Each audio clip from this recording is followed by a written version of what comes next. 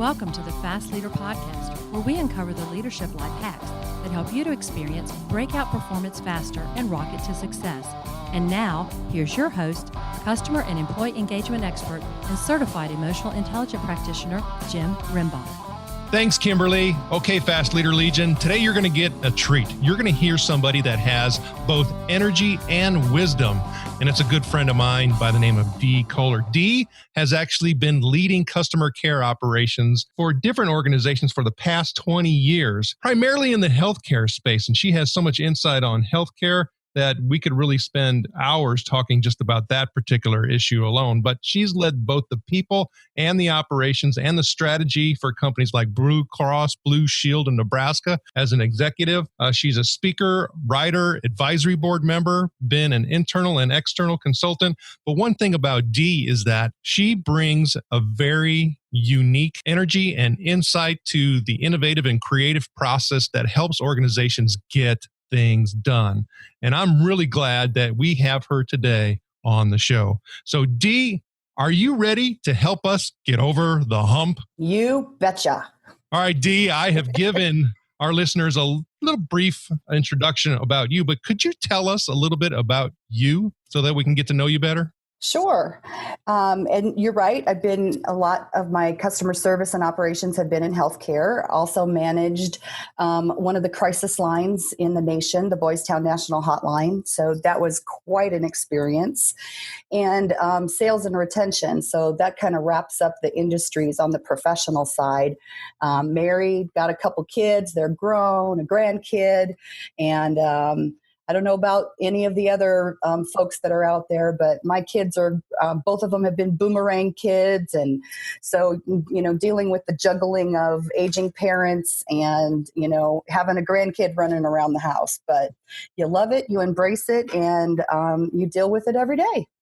And you're one of those people that, when you talk about somebody who just continues to roll and persevere, to me, you're someone that I look up to in regards to that. And I know I can always find, some inspiration in a lot of ways through you and the things that you share with me. And we oftentimes swap and share a lot of leadership quotes because for us, they kind of ground us.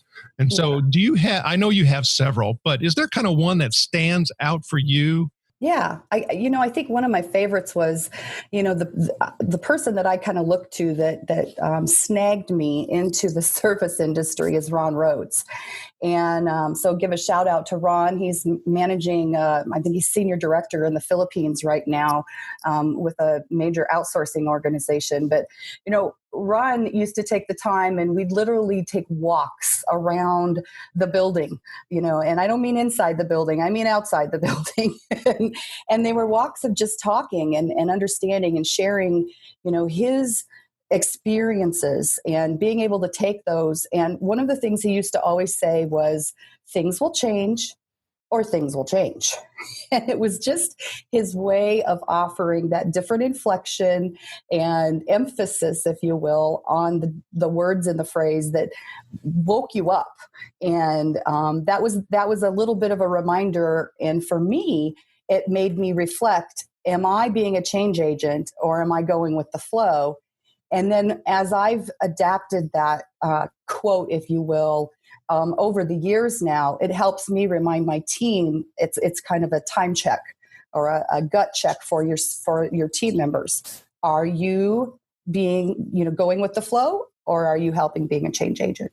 That's a great quote because the words in itself are real simplistic and it's almost oxymoronic because they're the same, but it's the inflection which will give a whole different meaning. Yeah. And really causes you to kind of, pause and take things in and observe. And I think that's a great quote. So thank you so much for sharing that with us. Now, at the Fast Leader Show, we really get also inspiration by having people tell us their stories on when they've had to get over a hump, things that they've learned in the process so that hopefully we don't go through the same, frustrations and really come to some conclusions faster by learning through others. I know, because we've shared many of these types of stories that, you have some that you can draw on. Really, is there one that kind of stands out for you as that a defining moment that has kind of shaped you I think, I actually have two real quick ones. One I can think of is it comes back to, and I think, wasn't it Ronald Reagan that said, trust but verify? And so I was responsible for a startup, and that was responsible for bringing in the service organization, make sure we were staffing it correctly. And with that startup, I was trusting others for the data to help me in forecasting the staff. And I didn't verify. And so we get started, and I've got 14 FTEs sitting out there. And hindsight, the data that I was given was for a mature organization, not a startup. And the number of calls that we were going to be getting was going to be 125% of orders being received, not 20%, which was in that mature organization. So, what I learned from that is just that. It's the trust but verify, is you really need to, and that was 15 years ago. And so now that's been a lesson that I've learned along the way, that you've got to really do your homework. Yes, trust the resources that are giving you the data, but verify it in a number of other resources to be able to be sure, especially if it's something you've not done before. You can't pinpoint your experience on that. So that's probably one quick story. Another is probably more self-retrospective or self-reflective, to where, because if I hope my energy is coming across on the phone, but I'm just a very energetic person, and sometimes a little bit over the top, and I have to dial it down in certain meetings, certain things, and even in certain cultures. And I was promoted to an executive role, and oftentimes I think I was looked to in those meetings for bringing the energy to the meeting and not necessarily the content. And so over time, if you're not being aware of yourself and how others are perceiving you and your level of energy and in what it is that you're bringing to the table, you can become, to a certain extent, overlooked. And that you're not that person that they're looking to for the answers.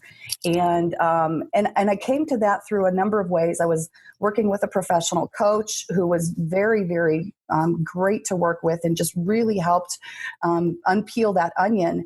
And I've learned a lot then, in that you have to make the decision on whether or not that's going to be that long-term relationship. Is it the culture that you are going to have to dial it back so much that you're not yourself?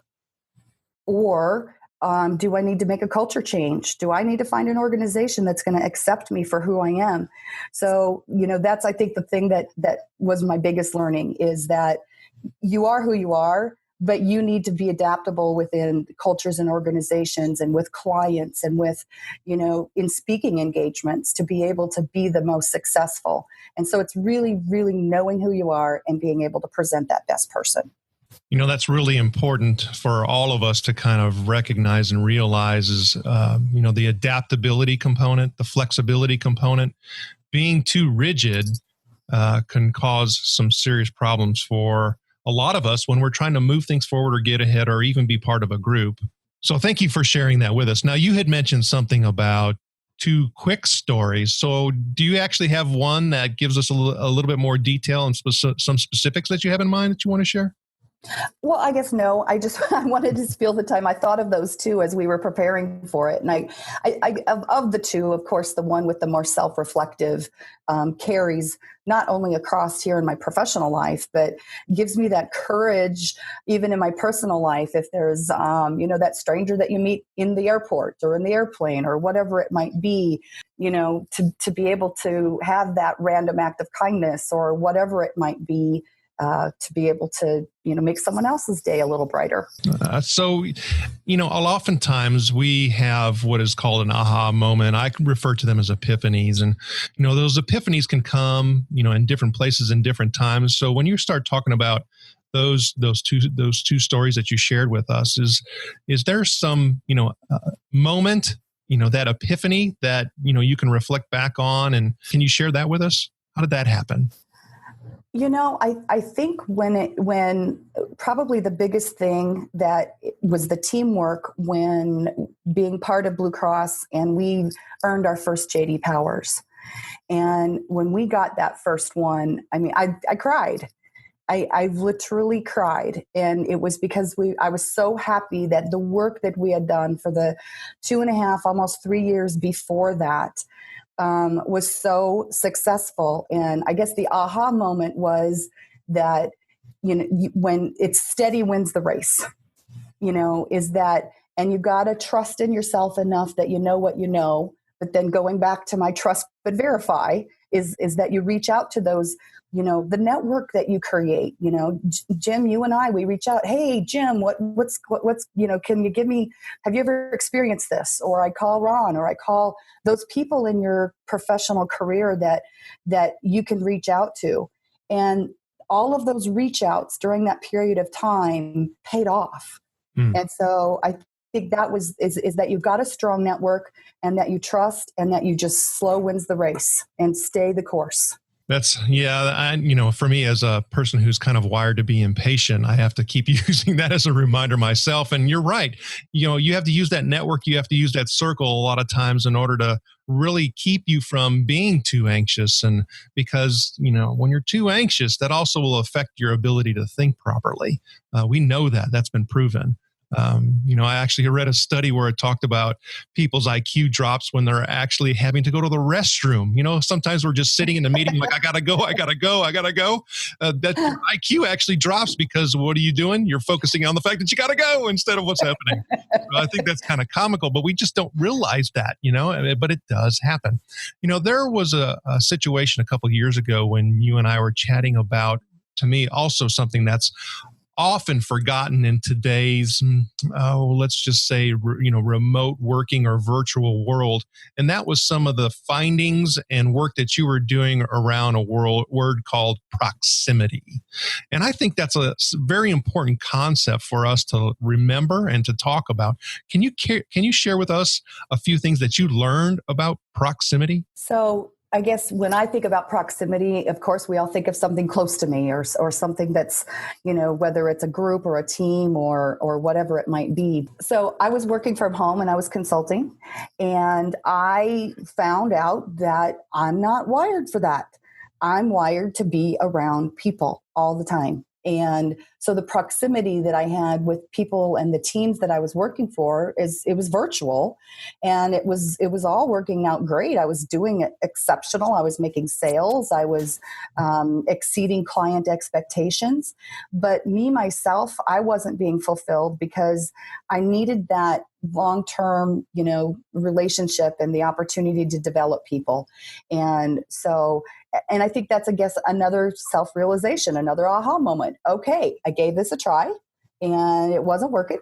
So that's when I put myself back in the market. And the neat thing was I was able to really, really be conscious in how it was that I was picking that next organization that I wanted to be, a part of for that next part of my journey. And I'm just having the time of my life. It's developing people and working through that and being in the proximity of others to be able to influence and them influence me and be, be a better person. And you also use that in part of your project work. I remember for me, there was a story associated with some work that you were doing when you were at Blue Cross Blue Shield, Nebraska, where you were studying this thing, about proximity, the thing meaning, oftentimes we just, shoot a quick email. We have a, conference call. We, do these things and we have all this project work, but that really having that one-on-one time, even in a group setting, you shouldn't even say one-on-one probably, but, having people look at each other in the eye, minimally if doing it from a video conference. What did you find out about that? Well, I think what we found out about it is that, so we kind of had this rule is that, it's the 3 email rule. If you're going back and forth through the email or something like that, pick up the phone. And then if the phone isn't working, then walk down the hallway. And so it was just a matter of making sure that you're understanding that the old-fashioned communication is probably the best when it comes down to success. And the other thing I used to always work with my leadership team that I was grooming is, it was the 3 Ps. People are always first, then I'll come to the phone and then I'll get to the paper. but you got to prioritize, and that people and that face-to-face is so important. Talk about proximity. I was juggling 2 offices and 2 locations just here in Omaha, and they were only 8 miles apart. Trust me, I knew every which way to get from here to there. And but that was important to me, is the proximity, that I made sure that I was physically present at either of those offices, tried to be once a day. And it was the only time I can tell you during work that I've gotten a ticket because I was trying to be in close proximity to my team. But, I wish I had it. But the marketing team, it was kind of a joke. They did a "Where's D" poster, and it was just hilarious at how my team, they understood that I was trying to make sure that I role modeled how important it was to be present and to be available to your team. Dee, so much wisdom and a lot of that you've shared with us. And the whole proximity thing is, again, something that we just don't talk, a lot about, but we have to be more aware of that. Mm-hmm. And I love the 3 Ps, and I look forward to sharing those things on our show notes page. And for you listeners, you'll be able to find that at fastleader.net/D Kohler. All right, Dee, now we come to the fun part of the show. Oh, no. Yes, it is the Hump Day Hoedown. Okay, Dee, the Hump Day Hoedown is the part of our show where you give us good insights fast. So I'm going to ask you several questions, and your job is to give us robust yet rapid responses that are going to help us move onward and upward faster. Dee Kohler, are you ready to hoe down? You betcha. All right. So, Dee, what do you think is holding you back from being an even better leader? Holding me back is taking appropriate risks. So sometimes I'll be too risky and sometimes not enough. So it's finding that balance. So what is the best leadership advice that you have ever received? I would say that it is love what you do, whether it's work, play, or otherwise. Just love what you do. And sometimes you have to find that love, right? That's exactly right. That's right. All right. So what is one of your secrets that you believe contributes to your success? I would say the good old manage by walking around. That is it. I mean, this morning, even though I was getting prepared for this, I take the time, and my team knows if I'm running late or if anything, they know, because they know that's my morning routine. What do you feel is one of your best resources that helps you lead in business or life? Probably, one of my resources is my daily devotionals. It gets me started in the morning. I love it. I just get up, I open my devotional book, and just take a few minutes with me and the Lord above. All right. So what would be one book that you would recommend to our listeners? Well, on that same line, I love Jesus CEO. I've probably read it 3 or 4 times, and that's by Lori Beth Jones. And I love it because it's a daily little workout. That's exactly what it is. It's a workout. Oh, that's great. All right. So Fast Leader listeners, we are going to find links to that book and several others, again, by going to fastleader.net/D Kohler, and that's Kohler. D, we're down to our final question on the Hump Day Hoedown. So imagine you woke up tomorrow morning and you were 25 years old again. You're supposed to begin a new job as a member of a team that is underperforming and disengaged. You actually have to lead this team. You know what? But you are blessed because you have retained all the wisdom and skill that you currently have. Your task is to turn the team around. You get up, you get ready, you head out to work. What do you do now? Oh, I just think that would be so scary. I guess what comes to mind first is I would be afraid that I would just overwhelm, because I would know so much more than I did at 25. I think the biggest thing would be right now is that I would step back and I would start executing and implementing change management. Change management is probably the other biggest thing that I would turn to that has changed my leadership, is being able to incorporate change management on what it is that we're doing. 25 years ago, I would have been the bull in the china shop and just said, do it because I said so. And now I recognize that there's a different, better way to be able to bring about change when we need to improve performance, or heck, we're having to just move you to a different cubicle. I mean, it could be that what we might think of a simple change, but to that person, that's a big deal. They're moving spots. I don't want to go sit over by that window because it's cold over there, or it's hot, or it's, whatever. Change management was the one thing that I would probably start with, instead of just because I said so. Dee Koehler, it was an honor to spend time with you today. Can you please share with Fast Leader listeners how they can get in contact with you? Certainly. They can get in contact with me. My personal email is deesmission, DEESMISSION @gmail.com. Thank you for sharing your knowledge and wisdom. The Fast Leader Legion honors you and thanks you for helping us get over the hump. Woo-hoo! Thank you for joining me on the Fast Leader Show today. For recaps, links from every show, special offers, and access to download and subscribe, if you haven't already, head on over to fastleader.net so we can help you move onward and upward faster.